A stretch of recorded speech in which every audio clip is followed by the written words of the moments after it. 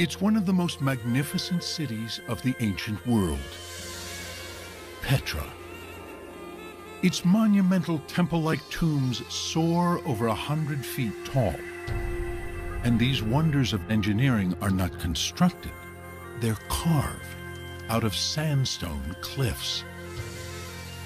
At its height, Petra was the center of a vast trading network in frankincense and myrrh, and home to over 30,000 people in one of the most bone-dry deserts on Earth. It's not an appropriate location for a city. There is not even drinking water down there. How did an ancient people supply enough water for this vast city? And how did they carve these magnificent structures so high up in these cliffs? To find out, a geoscientist teams up with stonemasons to carve a Petra-style tomb. We're looking at something that hasn't been witnessed for almost 2,000 years. And archaeologists and hydroengineers discover how a group of nomads transformed this desert city into an oasis, the Las Vegas of the ancient world. It's really conspicuous consumption of this precious resource, water, in this desert environment. Finally, after 2,000 years, the secrets of Petra are about to be revealed. Up now on Nova, Petra, lost city of stone.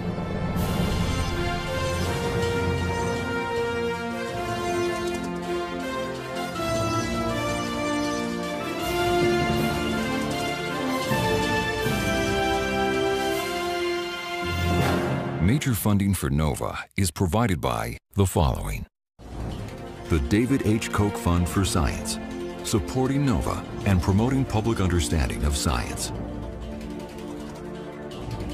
and the Corporation for Public Broadcasting, and by PBS viewers like you. Thank you. It's one of the driest places on Earth. Yet concealed among the canyons of this harsh desert in the Kingdom of Jordan is a magnificent ancient city, Petra.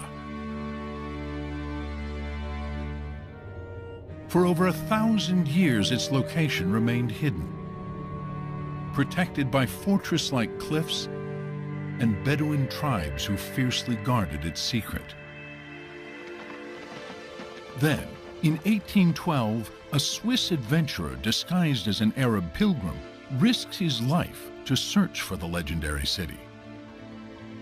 Johann Ludwig Burckhardt makes his way through the Sieg, a dramatic canyon rising almost 600 feet that twists and turns for nearly a mile. Near its end, the canyon widens to reveal a towering, temple-like facade.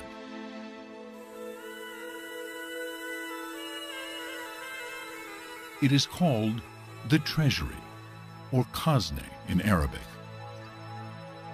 Built 2,000 years ago, it is a masterpiece of design and engineering. Majestic columns rise from the canyon floor, topped by ornately carved capitals. Statues of mythological figures adorn its facade. A fanciful urn graces its roof, and a towering doorway leads inside to a room with 3 chambers. Here, there is no elaborate carving, just the simple, natural beauty of the stone. And then we back away and we realize not only is this building unique and fantastic, but it has been carved into the sheer face of living rock. The treasury is actually a sculpture on a monumental scale. At 80 feet wide and 127 feet tall, it is twice the height of the Mount Rushmore Memorial. As Burckhardt continues through the canyon, he discovers hundreds of magnificently carved facades everywhere, many rivaling the grandeur of Egypt, Greece, and Rome. But there is more. The ruins of an entire city. a 6,000-seat theater carved right out of the sandstone. A main street lined with huge temple-like structures. And even more spectacular monuments carved higher in the mountains. But Burckhardt's rediscovery of the legendary city sparks more questions than answers. Who built Petra, and why? Burckhardt was inspired by stories of a mysterious desert tribe who gained their wealth trading spices and silks among China, India, Egypt, and Rome, and then hid their treasures of gold in the cliffs.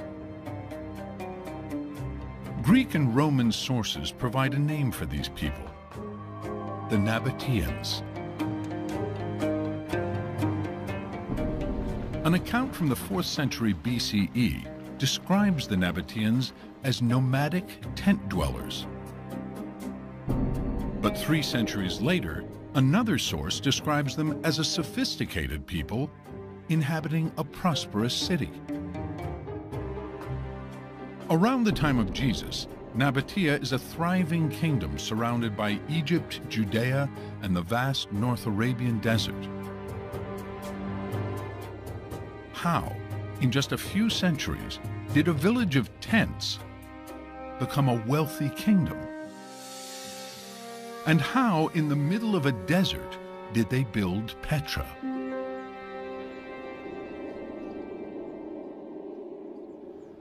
Tom Paradise has spent over 3 decades trying to find out. He's a geoscientist who specializes in preserving ancient structures. Alongside the treasury, he sees strange square marks that could be a clue to how it was built. Are these marks the remnants of where an ancient scaffold was anchored to the cliff face? For many years, people considered these to be holds for wooden scaffolding that may have been used for the actual carving. But Paradise has doubts. If these are scaffolding marks, why did the Nabateans leave them here? And why are they found nowhere else in Petra? Paradise believes the real reason for the marks may be tied to the fanciful name given to this monument centuries ago. This building is called the Khazne. It is the treasury. And so legend goes back millennia that this housed riches. Because it is known as the treasury, people have searched it for treasure. Bullet holes riddle the urn at the top. And these marks may be footholds to climb up and get a closer look. We think maybe those footholds were carved for the purpose of raiding the upper parts of the Khazne, looking for the treasure. But the urn holds no gold. It's solid rock. The only treasures here are the magnificent sculptures. Whatever the true purpose of these marks, Paradise is certain they're not for scaffolding. After all, in this desert, wood is relatively scarce. So how on earth could the ancient Nabateans carve such a huge monument so high up in the cliff face without scaffolding? Paradise has a bold plan to find out. That go all the way down to the top. Working with a team of stonemasons, they will try to carve a Nabatean-style facade for the first time in 2,000 years. I may be sitting on the answer to the age-old question as to how were these facades carved. At the same time, archaeologists and hydroengineers are investigating how the Nabateans could even survive in this bone-dry environment. The entire hydraulic infrastructure was built, as I think I may prove, following one master plan. Their groundbreaking discoveries are revealing the engineers of Petra were not only masters of stone, but also of water, transforming a desert city into the Las Vegas of the ancient world. Now, can scientists finally uncover how a nomadic tribe built this city of stone? And why Petra ultimately vanished into legend.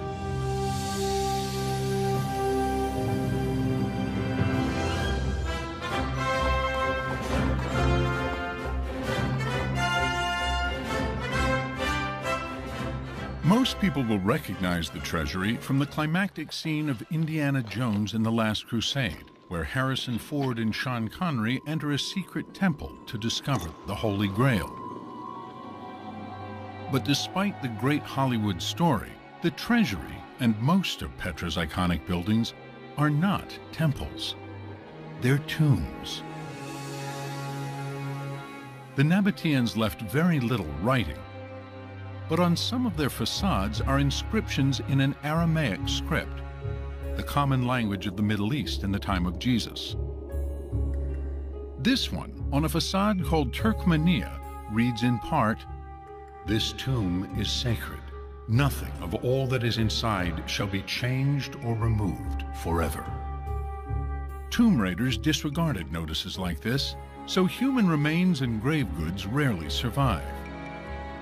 But body-sized niches leave no doubt these were burial chambers. In all, the cliffs of Petra hold over 800 tombs. The prominence of these monuments led many of the early explorers to consider the possibility that this might just be a city of the dead, a necropolis. But over the past 200 years, all of the research has actually shown it was a city of the living as well. Chris Tuttle has been working here more than 10 years. Although less than 2% of the site has been excavated, archaeologists have mapped and surveyed the area. All in all, ancient Petra was a metropolis about the size of the island of Manhattan. There is a 2-square-mile downtown where people lived, worked, and prayed. Suburbs, housing more people, stretch to the north and south. Based on these surveys, Tuttle can estimate the population. At its height, we expect this city to house somewhere between 20 or 30,000 people. Yet unlike cultures that bury their dead in isolated areas, in Petra, tombs are everywhere. Why did the Nabateans carve their tombs throughout the city? And how did they do it? Paradise hopes his carving project will provide some answers. Creating an experiment in which we reconstruct a facade will give us insight into how the Nabateans carved these fantastic facades 2,000 years ago. But Paradise can't carve his facade here. Petra is a protected World Heritage Site. He must find a cliff face with the right kind of sandstone somewhere else.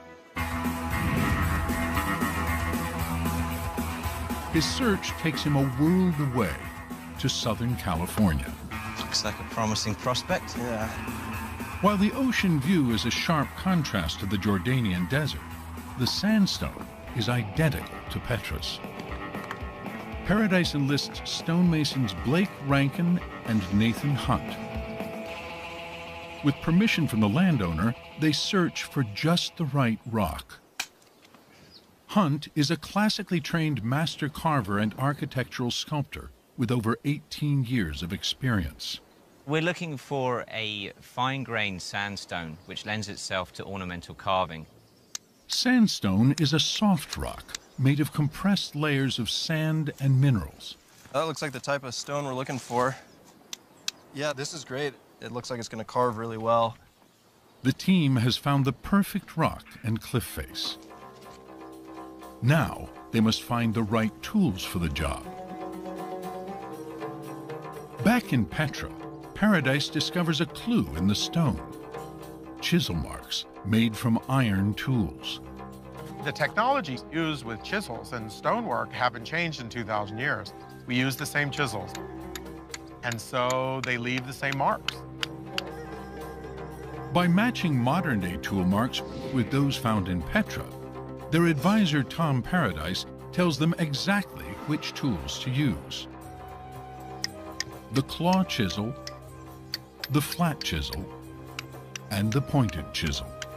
The pointed chisel is used for the coarser chiseling that removes large amounts of rock. So the pointed chisel is exactly what Hunt and Rankin used to begin work. Yeah, feels good to be carving. But their exuberance fades fast. Carving by hand is seriously slow. There's no way we can do it by hand. A Greek source says the Nabateans had few slaves, but they probably did have plenty of skilled manpower and time. Hunt and Rankin have neither, but they have power tools. Even so, Rankin insists they're not cheating. This is a chisel very similar to one that the Nabateans would have used. The only difference is that we've mechanized the hammer process so that we can move a lot of stone really quickly. The carvers have found the right rock and the right tools for the job. As Hunt and Rankin prepare the cliff face, Paradise must decide what exactly to carve. What makes a Nabatean tomb Nabatean? Many of the facades in Petra actually look like they belong somewhere else. At the treasury, Paradise finds statues, columns, and capitals reminiscent of ancient Greece and Rome. And across Petra, he finds architectural features from other far-flung empires. A step design associated with Assyria and Mesopotamia. Elephant-headed capitals evoking India. Even Egyptian obelisks. But among the familiar are designs Paradise has seen nowhere else. There's a pediment on the top that is split in the middle, capped by a cone, a capital, and an urn at the top. This isn't Greek, this isn't Roman. This new design is seamlessly mixed with features from far-off cultures. The architecture is the synthesis, and this begins to tell us a story that is the real Petra. What makes a Nabatean tomb Nabatean is the combining of their own unique style with designs from other empires. But how did these people in the middle of the desert come into contact with such faraway places? Two words: frankincense and myrrh. Frankincense and myrrh were must-have luxury items in antiquity. In the New Testament, they are among the gifts the three kings bring to the baby Jesus. Made from dried sap from trees in the southern Arabian Peninsula, they were burned obsessively in religious ceremonies in Egypt, Greece, and Rome. But to get that incense to consumers throughout the Mediterranean, it first had to be transported through the desert.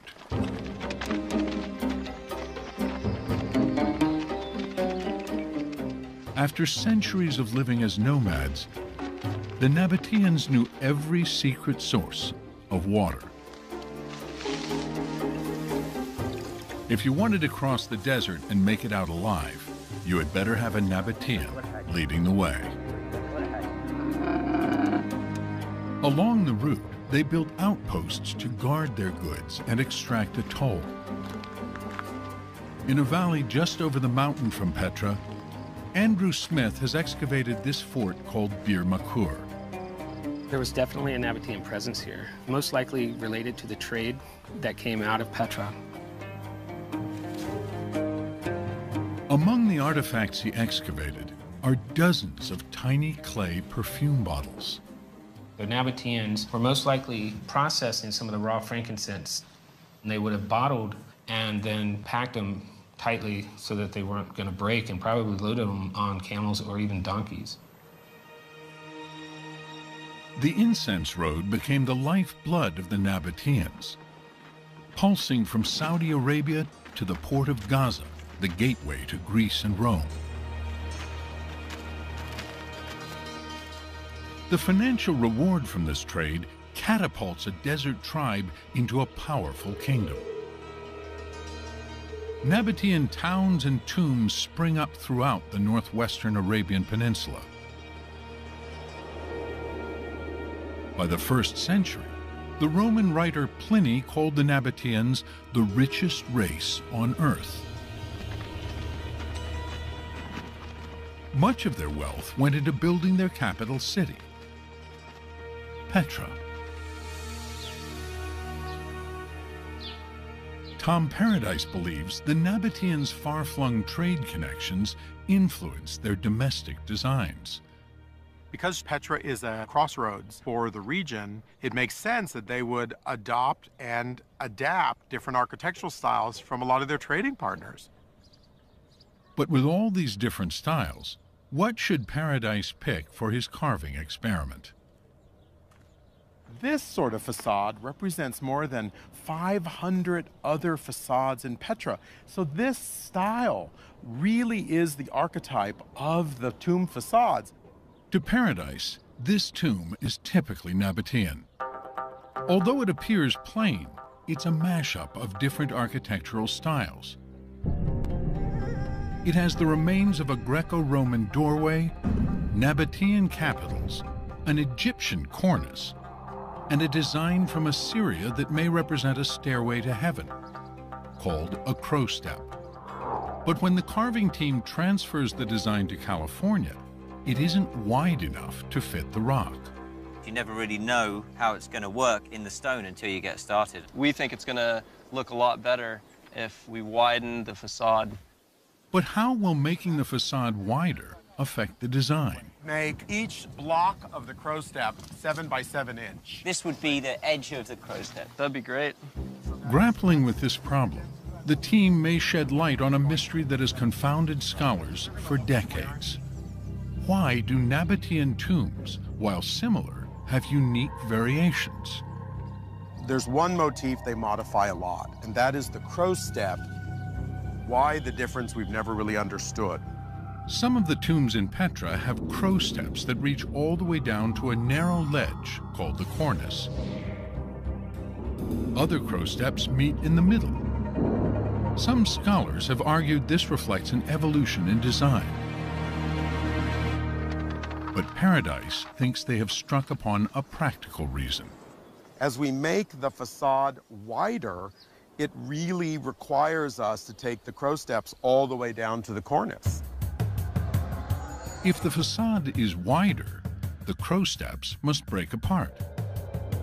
Increasingly, we notice that changes of the rock actually cause changes within the design elements. I think we have to give more credit to the rock than we have in the past. Sort of roughly mark 9 inches on there. Just start cutting it. By carving their own facade, they discover a basic principle of Petra. The rock influences what they carve and where they carve it. But why here? Choosing to build their capital in the middle of a rocky desert poses another age-old question. How did the Nabateans get enough water to support such a magnificent city? One clue is here in the city center, at a structure known as the Great Temple. Its monumental stairway leads to a large stone platform surrounded by over 100 columns. Holes in the courtyard show there are channels running underneath it. It's running under the paved floor. Oh, that'll do it. Sue Alcock leads a team from Brown University to investigate. If we could make all this surface architecture go away, just kind of magically lift it up and look down, I think we'd see quite a network of these channels and canals. She may be short on magic, but Alcock does have another way to look below the surface. A technology called GPR, ground-penetrating radar. Excavation is inherently destructive. This is a way to get a look at what's down there in the same way you would go in for an X-ray perhaps before you went in for a surgery. The radar sends a high-frequency radio wave into the ground. When the wave passes through different materials, like from stone to soil, part of the wave is reflected back. But the speed of the wave changes depending on the material, slower for soil, faster through air. Detecting these changes is how the GPR sees where the channels are. The team systematically drags the radar back and forth across the courtyard. There's some kind of a channel right there. Oh, yeah, look at that. Beneath the Great Temple is a network of channels that looks like plumbing. Intriguingly, the channels seem to extend beyond the courtyard. When we look at Petra, we often tend to think about building by building. And I think it was all tied together. Alcock believes these channels are evidence of a massive citywide water system.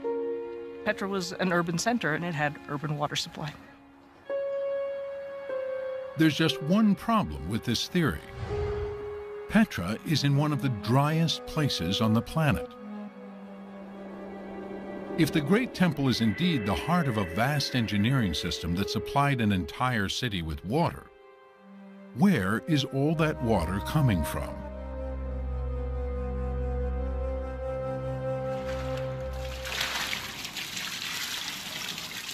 One possible source is still used daily by locals.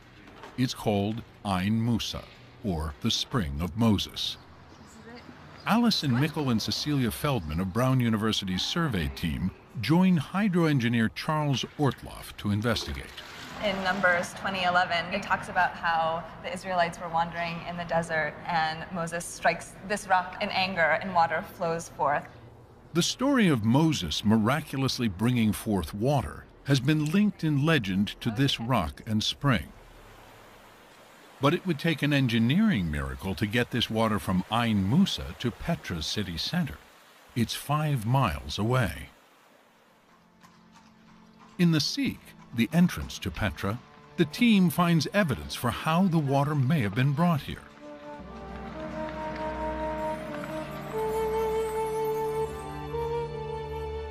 Running along the side of the path is a narrow channel which has imprints of what were once enclosed ceramic pipes. If you look inside of the channel, you can see the actual imprints of ceramic sections that are roughly about 1/3 of a meter long. At roughly a foot long, it would require tens of thousands of segments to create a 5-mile pipeline from Ain Musa, high in the mountains. And every one of those joints would have the potential to spring a leak. Could the Nabateans possibly have pulled off such a feat of hydroengineering?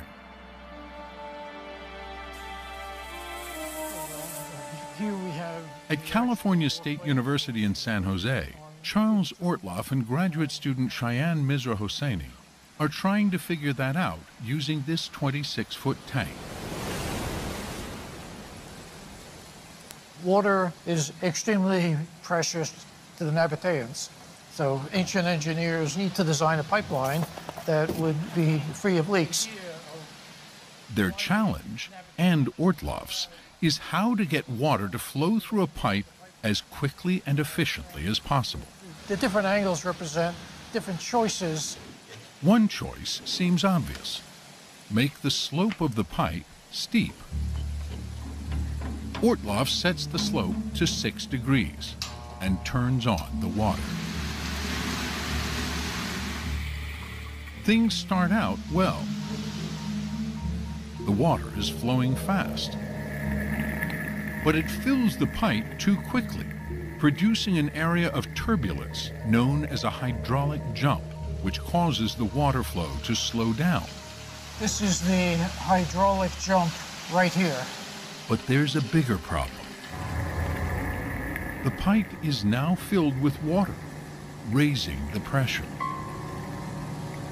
In the ceramic pipelines, that pressure could create leaks at the joints. So that design, where we have the steeper slope, is not good. Okay, closing all the valves. If you could put the brick on the other side, just gonna slide it over. Ortloff adjusts the slope of the pipe to 4 degrees. A little more. Yeah, there we go. Got it. A small change in the slope, just 2 degrees shallower, has a big impact on the speed of the water. The big surprise here is that we have only changed the slope by 2 degrees, and yet we have a completely different flow pattern. The flow is fast. And in this test, the pipe never completely fills with water, which would be good news for Petra's plumbers. The entire flow has an exposed airspace above the surface, and this will prevent leakage in the system. With the help of modern-day tools, Ortloff has shown that the best design for delivering water fast and leak-free is a 4-degree slope. And when Ortloff measures the angle of the carved channel in Petra, he makes a remarkable discovery. If we look at actual field measurements, we're able to see that with their pipeline, the ancient Nabatean engineers had a slope of approximately 4 degrees. 2,000 years ago, Petra's engineers worked out the perfect design for their long-haul pipelines. They invented scientific principles that were only officially discovered in the West some 2,000 years later. It is clear that the Nabateans were master hydraulic engineers.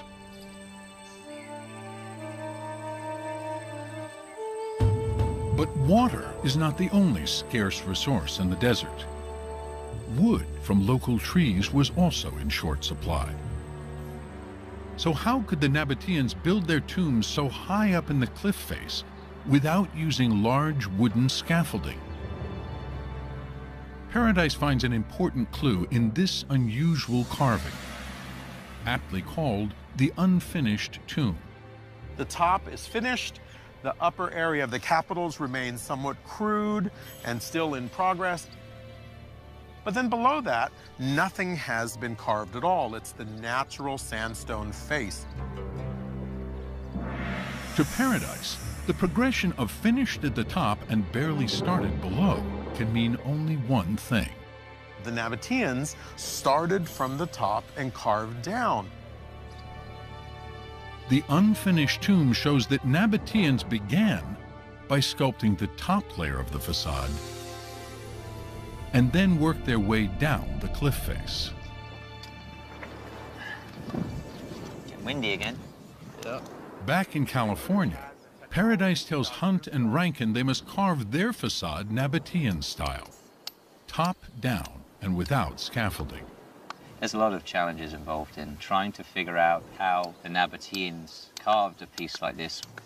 I die like a Nabatean is my worst fear. Falling off the rock. Up to now, they've been using safety harnesses.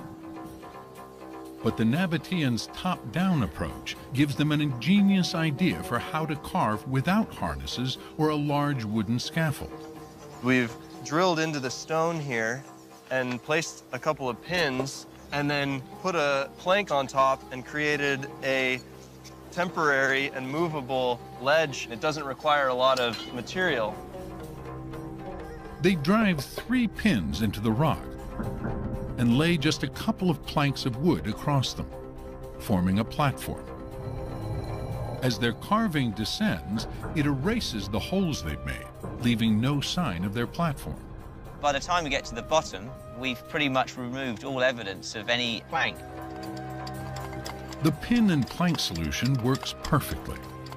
It could explain how the Nabateans were able to carve so high up without scaffolding, and why no evidence for the technique can be found. Halfway through the carving, the team makes another discovery. We can move a lot of stone really quickly with these chisels. We've been moving a surprising amount of stone every day. A little carving creates a lot of rubble. I really cannot believe that much carving produced this much rubble. The rubble has formed a ramp. This means they don't need their platform anymore. Now they can just walk up to the facade. When we see this much material being produced from the carving, we now realize that we create ramps from this rubble that gives you access to the facade for the stone carvers. Combining the clues found in Petra with the discoveries in the carving project, a new theory emerges for how the Nabateans may have carved the treasury. They begin by climbing to the top. Here, they cut a narrow ledge into the cliff face. Using ancient drills, they fix pins below the ledge and lay planks across to provide a platform for the carvers. The first thing they carve is the urn and the upper layer of the monument. They work their way down, sculpting the split pediment and the magnificent statues. About halfway down, the debris from the carving forms a ramp. Now the carvers can walk up to the facade and continue carving the elaborate capitals and the handsome columns. We don't know of any other culture or society using this kind of engineering technique for this scale of construction. The top-down approach turns out to be a brilliant innovation for carving these tombs in Petra's sandstone cliffs.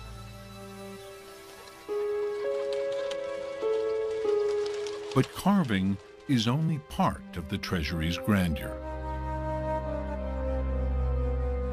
Its impressive location commands the head of the canyon and the entrance to the city. Yet the same narrow canyon that creates this dramatic reveal can also be a death trap. These amateur videos capture a rare but deadly desert hazard: flash floods. Petra's average annual rainfall of just a few inches can hit all at once and pour down this gorge with lethal force. Flash floods took the lives of 22 French tourists here in 1963, and even today could damage the treasury. Willy Bellwald, a Swiss architect and archaeologist, has come to Petra to protect both tourists and the treasury. He's searching for clues to how the Nabateans held back the floods. When they decided to carve this facade into the cliff, they had to do something against flash floods in wintertime. Next to the treasury is a narrow gorge. Here, Bellwald finds huge blocks mortared together to form an ancient dam. It's 2,000 years old and still totally preserved. But this one dam would not be enough to protect the treasury. So Bellwald is on the hunt for more dams. While the landscape appears to be plain rock, to Bellwald it is packed with clues. He notices different colors on the canyon wall. Above this line, the stone is dark. Below, it's lighter, which Bellwald believes is caused by mineral deposits from water once stored here in a reservoir. Following this waterline brings him to an area where two deep grooves have been carved into the canyon walls. The grooves show where a dam once stood. All these dams had to be anchored into the cliffs on both sides that they could easily withstand the pressure of the retained water. Following these clues, Bellwald has uncovered an ancient Nabatean dam system. The Nabateans built 5 dams. And to make those dams even more effective, they carved a channel 140 feet long and 16 feet deep to reroute some of the water. This created a large area to store overflow and reduce the force of the water before it reached the treasury. It's an engineering feat almost as impressive as the treasury itself. They realized that if they divert the water, they allow the water to spread out to a bigger surface, and this reduced its speed tremendously. It worked perfectly. So perfectly, Bellwald can't improve on this design. Today, a team is repairing this ancient dam network so it can once again protect the treasury.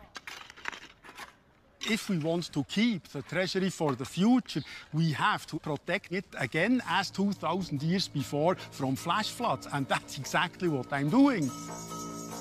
Because the threat of floods was so great, Bellwald believes the Nabateans must have built the dam system and the treasury at the same time. In fact, scholars now believe the grand tombs, the city center, and the water systems, most of the ancient city of Petra, were built within 100 years around the birth of Jesus. The entire hydraulic infrastructure of Petra was built following one master plan. So just how much water did that system provide?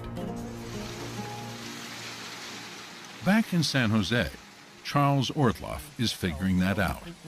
These are the main supplies of water from all of the cisterns, all the dams. Ortloff has mapped every water feature he and other archaeologists have discovered. 8 springs for fresh drinking water, 36 dams to protect the city from flash floods, over 100 cisterns and reservoirs to collect and hold rainwater, and 125 miles of pipeline to connect many of these features into one integrated water system. From the map and his flume experiments, Ortloff can estimate the total amount of water available to Petra's 30,000 people. If you sum up all of the water from various sources, that would lead to 8 liters per person per day. 8 liters is about 2 gallons. In a world before showers and washing machines, that's more than enough water to survive on. In fact, new discoveries reveal that the Nabateans had enough water to transform Petra into a desert oasis. Evidence of that water surplus is being found right next to the Great Temple, in a large open terrace. It was named by early explorers as the Marketplace. So when Leanne Bedal began digging here in 1998, that's what she expected. Because it had been called a marketplace, I came in prepared to excavate a market. But as she began digging, at 8 feet deep, she discovered waterproof cement. So we knew that we had something containing water, something deep. Her team excavated further and discovered a subterranean structure. We have the southwest corner here, and directly to the north is the northwest corner. Bedal located all 4 corners to discover overall dimensions of 140 by 80 feet, nearly the size of an Olympic swimming pool. Then, in the middle, she found evidence of a stone platform, and surrounding the sunken structure, channels, likely used for irrigating a lower terrace, where soil samples suggest the area had been cultivated. When she puzzles the evidence together, Bedal concludes the marketplace was in fact a huge ornamental pool complex, including an island pavilion and a garden on a terrace below. If you can imagine below us this large pool of water and then a green garden with date palm trees and flowers, this is something that is for showing off. Throughout the city center, archaeologists are finding other decorative water features, like fountains and a canal running beside a colonnaded street. It's really conspicuous consumption of this precious resource, water, in this desert environment. Conspicuous consumption of water in the middle of a desert? It seems Petra resembled another flashy desert destination.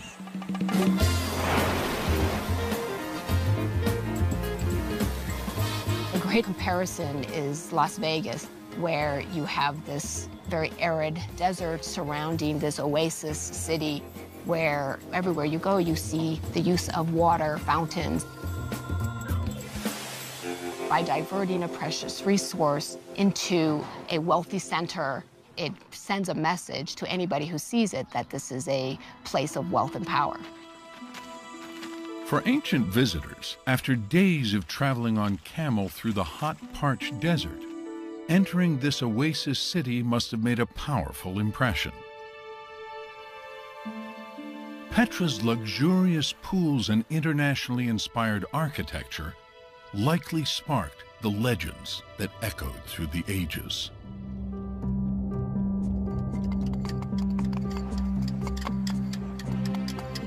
Back in California, after 2 months of carving and nearly 2,000 years, architecture of far-off lands emerges from the rock. We've got Assyrian, Egyptian, Greco-Roman, but you put it together, you stand back, and it's Nabatean. And now it's a little bit Californian. That's right.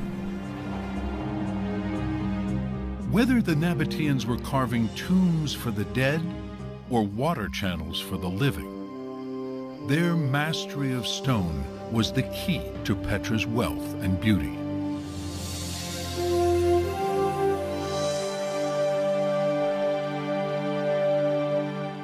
So why did the Nabatean kingdom decline and Petra largely disappear? Across the city, collapsed columns point to a prime suspect. Ancient texts record a huge earthquake in 363. As a result, for a while, when archaeologists came to Petra, anytime they saw something like this, they'd say, this fell down in 363. But one catastrophic earthquake does not provide the whole picture of the city's decline. At the Great Pool, the most luxurious place in Petra, there's evidence that hard times hit the city even earlier.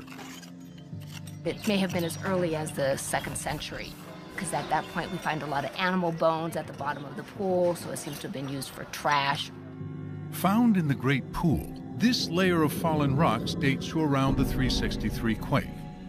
But below that, the layer of soil containing the animal bones indicates the pool filled in at least 100 years before. And there is evidence of more destruction 100 years after the Great Quake, which may have fatally weakened the city's protective dams. Large sections of Petra's main street are missing pavers. Tom Paradise believes they were washed away in a catastrophic flash flood.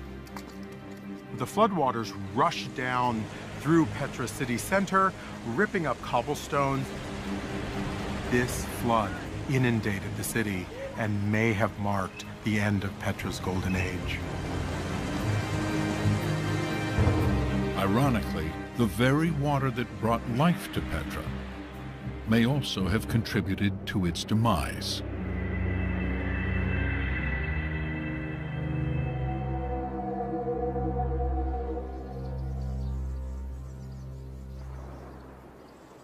Today, in the hills of Southern California, the carving team is bringing a bit of Petra back to life. The final flourish will be a feature not found in other cultures. A Nabatean-style capital with a simple knob in its center. Normally, there is a detail here. Typically, there is a leaf or a flower here. You never really see it left in this very abstract form. It's quite beautiful in its simplicity.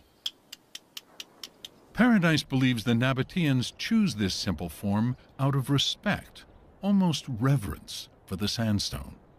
Their sense of the rock as a living material that had to be sort of caressed and worked was really as remarkable as their engineering expertise.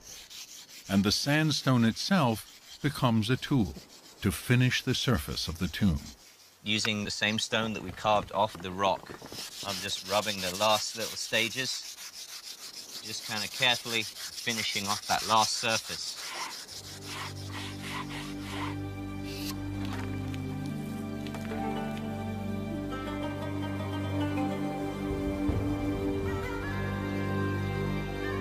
Stone is at the core of Nabatean lives. The very name for their city, Petra, comes from the Greek word for rock. The Nabatean relationship with their sandstone was fundamental to who they were. They're born in this valley of rock. They live in this valley of rock. And then when they die, they are buried in the rock itself. These hewn tomb facades become their final resting place.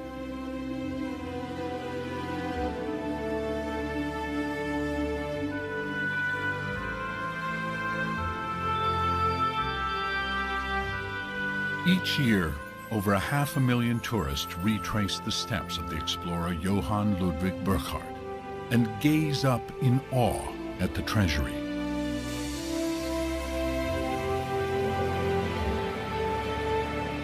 But in the 2 centuries since Petra was reopened to the Western world, its distinctive engineering and culture is proving equal to that of any ancient civilization.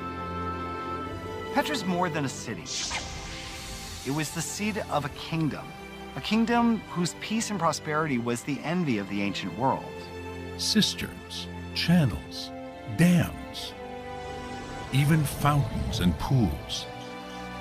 The Nabatean mastery of water fueled their astonishing city of stone. The water features are underpinning everything. If the Nabateans couldn't control this water, you wouldn't have a city here. Over 2,000 years ago, a desert tribe settled among these forbidding cliffs and transformed this hostile landscape into an oasis.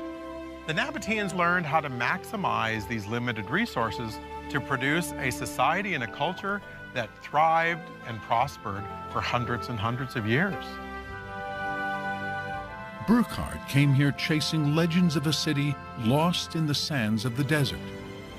A city with riches from all over the known world, buildings that rivaled Egypt and Rome, and fountains and pools overflowing with water. Today, it's clear many of the legendary splendors of the lost city of Petra are true.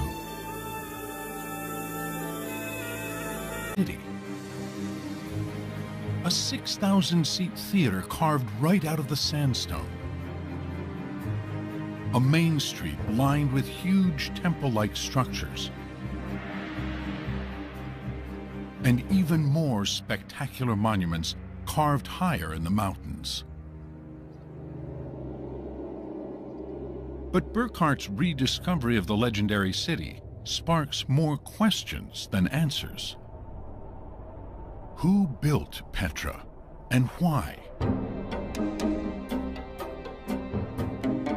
Burckhardt was inspired by stories of a mysterious desert tribe who gained their wealth trading spices and silks among China, India, Egypt, and Rome, and then hid their treasures of gold in the cliffs. Greek and Roman sources provide a name for these people: the Nabateans. An account from the 4th century BCE describes the Nabateans as nomadic tent dwellers. But 3 centuries later, another source describes them as a sophisticated people inhabiting a prosperous city. Around the time of Jesus, Nabatea is a thriving kingdom surrounded by Egypt, Judea, and the vast North Arabian desert. How, in just a few centuries, did a village of tents become a city of stone?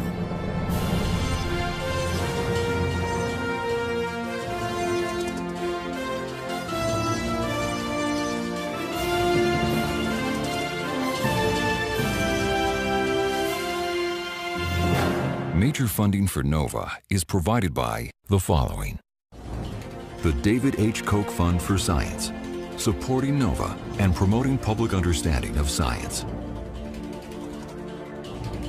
and the Corporation for Public Broadcasting, and by PBS viewers like you. Thank you. It's one of the driest places on Earth. Yet concealed among the canyons of this harsh desert in the Kingdom of Jordan is a magnificent ancient city, Petra. For over 1,000 years, its location remained hidden, protected by fortress-like cliffs and Bedouin tribes who fiercely guarded its secret. Then, in 1812, a Swiss adventurer disguised as an Arab pilgrim risks his life to search for the legendary city. Johann Ludwig Burckhardt makes his way through the Sieg, a dramatic canyon rising almost 600 feet that twists and turns for nearly a mile. Near its end, the canyon widens to reveal a towering, temple-like facade.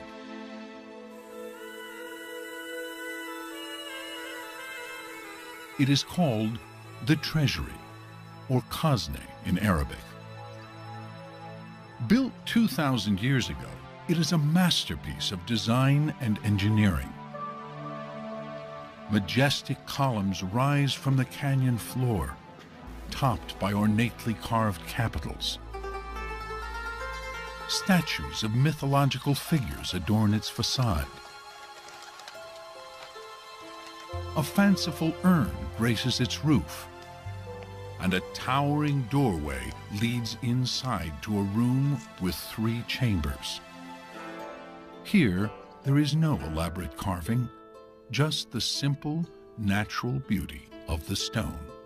And then we back away and we realize not only is this building unique and fantastic, but it has been carved into the sheer face of living rock. The treasury is actually a sculpture on a monumental scale.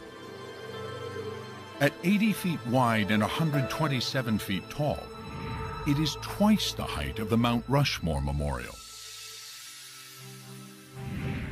As Burckhardt continues through the canyon, he discovers hundreds of magnificently carved facades everywhere, many rivaling the grandeur of Egypt, Greece, and Rome. But there is more. The ruins of an entire city. It's one of the most magnificent cities of the ancient world. Petra. Its monumental temple-like tombs soar over 100 feet tall. And these wonders of engineering are not constructed. They're carved out of sandstone cliffs. At its height, Petra was the center of a vast trading network in frankincense and myrrh, and home to over 30,000 people in one of the most bone-dry deserts on Earth. It's not an appropriate location for a city. There is not even drinking water down there. How did an ancient people supply enough water for this vast city? And how did they carve these magnificent structures so high up in these cliffs? To find out, a geoscientist teams up with stonemasons to carve a Petra-style tomb. We're looking at something that hasn't been witnessed for almost 2,000 years. And archaeologists and hydroengineers discover how a group of nomads transformed this desert city into an oasis, the Las Vegas of the ancient world. It's really conspicuous consumption of this precious resource, water, in this desert environment. Finally, after 2,000 years, the secrets of Petra are about to be revealed. Up now on Nova, Petra, Lost's wealthy kingdom. And how, in the middle of a desert, did they build Petra?